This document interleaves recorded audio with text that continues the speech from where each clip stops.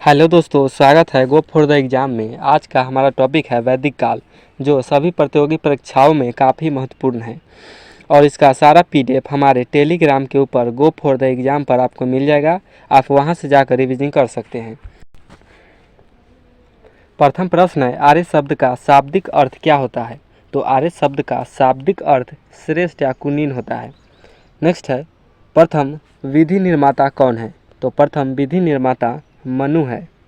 Next है, उत्तर वैदिक काल के वेद विरोधी और ब्राह्मण विरोधी धार्मिक अध्यापकों को किस नाम से जाना जाता था? तो श्रवण के नाम से जाना जाता था। नेक्स्ट है, वैदिक गणित का महत्वपूर्ण अंग है? तो वैदिक गणित का महत्वपूर्ण अंग शुल्ब सूत्र है। नेक्स्ट है, पुराणों की कुल संख्या कितनी है? तो पुराणों की संख्या 18 है। नेक्स्ट है, किस वेद में प्राचीन वैदिक युग की संस्कृति के बारे में सूचना दी गई है? तो ऋग्वेद में प्राचीन वैदिक युग की संस्कृति के बारे में सूचना दी गई है। नेक्स्ट है, वैदिक धर्म का मुख्य लक्षण इनमें से किसकी उपासना था? तो वैदिक धर्म का मुख्य लक्षण प्रकृति के उपासना था। नेक्स्ट है, भारत के राज चिन्ह में प्रयुक्त होने वाले शब्द सत्यमेव जयते किस उपनिषद से लिए गए हैं? तो मुंडक उपनिषद से लिए गए हैं सत्यमेव जयते। नेक्स्ट है, किस देवता के लिए पुरंदर शब्द का प्रयोग हुआ है? तो इंद्र के लिए पुरंदर शब्द का प्रयोग हुआ है। नेक्स्ट है, वेदों की कितनी संख्या है? तो वेदों की 4 संख्या है, ऋग्वेद, यजुर्वेद, सामवेद और अथर्ववेद। नेक्स्ट है, शुल्ब सूत्र किस विषय से संबंधित है?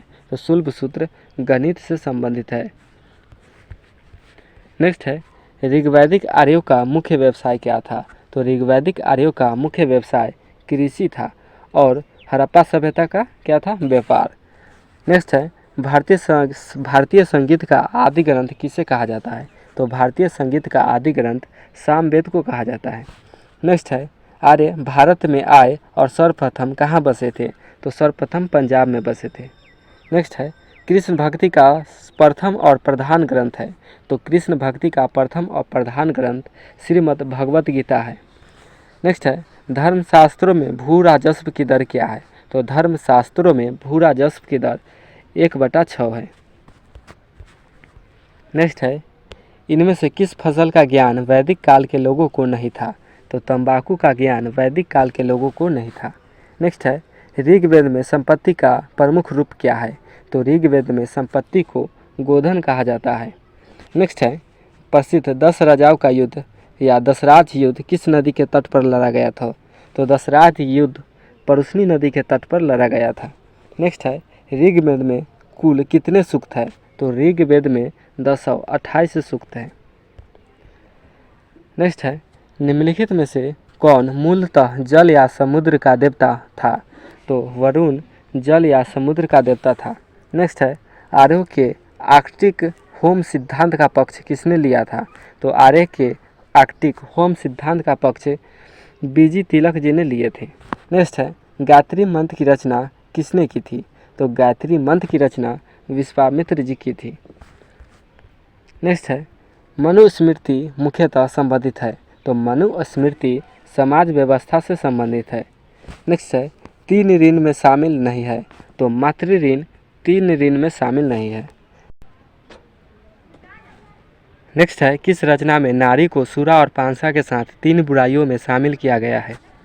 तो मैत्रेयी संहिता में नारी को सूरा और पांसा के साथ 3 बुराइयों में शामिल किया गया है। नेक्स्ट है, संस्कारों की कुल संख्या कितनी है? तो संस्कारों की कुल संख्या 16 है। नेक्स्ट है, ऋग्वैदिक काल के उस सबसे प्रधान देवता का नाम बताइए जिसकी स्तुति में 250 सूक्तों की रचना की गई है? तो इंद्र के लिए 250 सूक्तों की रचना की गई है ऋग्वैदिक काल में। नेक्स्ट है, ऋग्वेद में सबसे पवित्र नदी किसे माना गया है? तो ऋग्वेद में सबसे पवित्र नदी सरस्वती को माना गया है। नेक्स्ट है, प्राचीनतम पुराण है? तो मत्स्य पुराण सबसे प्राचीन है। नेक्स्ट है, प्राचीनतम व्याकरण अष्टाध्यायी के लेखक कौन है? तो पाणिनि जी प्राचीनतम व्याकरण अष्टाध्यायी के लेखक है।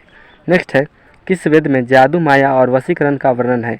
तो अथर्ववेद में जादू माया और वशीकरण का वर्णन है। नेक्स्ट है, ऋग्वेद में कुल कितने मंडल है? तो ऋग्वेद में कुल 10 मंडल है। नेक्स्ट है कौन सा वेद अंशतः गद्य रूप में भी रचित है? तो यजुर्वेद गद्य रूप में भी रचित है। नेक्स्ट है आदि काव्य की संज्ञा किसे दी जाती है? तो आदि काव्य की संज्ञा रामायण को दिया जाता है। अगर ये हमारा वीडियो अच्छा लगा हो तो लाइक शेयर एंड सब्सक्राइब करें। जय हिंद।